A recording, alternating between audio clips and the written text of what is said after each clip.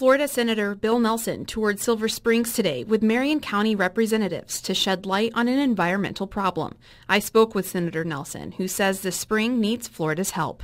So if you can just tell us a little bit about why you wanted to come to Silver Springs. Florida and its springs need help. The county commission and its chairman came to Washington last week and said we need help.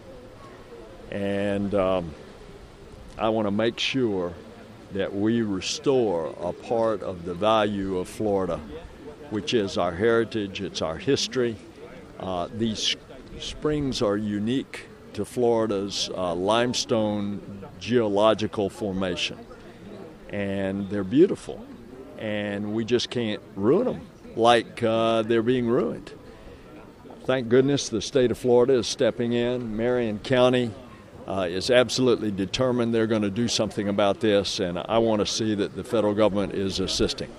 And how would the federal government assist? How do you make it a national issue? Well, immediately they are eligible for a federal grant administered through the state for cleaning up the nitrates, which is causing all of this algae that you saw in the water in the glass bottom boat. And so that's one of the immediate things. But it's, as the commissioners have pointed out, this is a long-term plan. It has to do with water pollution through sewer, through runoff of fertilizer.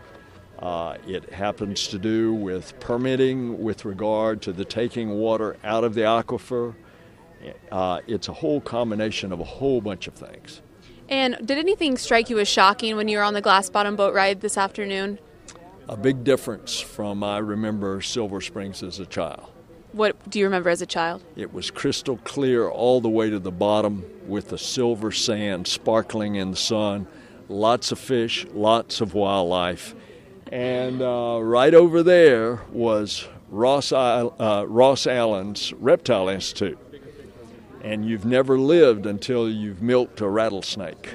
Just to move to a bit more of a larger national scale, this is obviously a huge issue that you're combating, and it's great that you're coming out here today to bring some awareness to it. But also to talk about, you're a fifth-generation Floridian. You've been in office since 2001. So what are some other projects that you're focusing on, even if they're not regarding the environment, that you're very passionate about? Well, just stick with the environment. For example, there are no oil rigs off of the coast of Florida. And that's the only place in the outer continental shelf of the entire United States that it's off limits by law. And, do you think that's a good thing? Do you value a $60 billion a year tourism industry, of which we lost a whole season when they thought there was oil on the beach from the BP oil spill? Not even to speak of the environment, and not even to speak of one of the main reasons when we've been able to keep the oil rigs out of the Florida waters is because that is the largest testing and training area for the United States military in the world, is the Gulf of Mexico off of Florida. And you can't have oil rigs where we're testing and training some of our most sophisticated weapons. And you were talking about tourism. A different spin on tourism is NASA's talking about doing a commercial industry, opening up people to go to space. You've been to space. You went in '86. What do you think about opening that up and having a completely new division of tourism?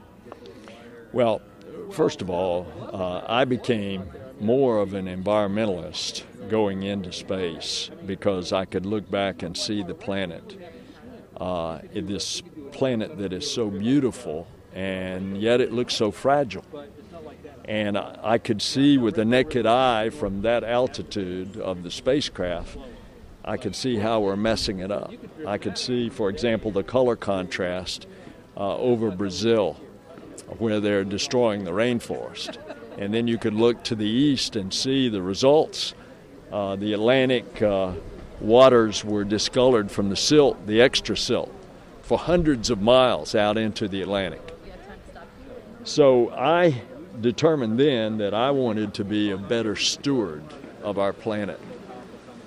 And that's what I've tried to do in my public work as an elected official. So you think sending people to space could possibly help them be on that track too?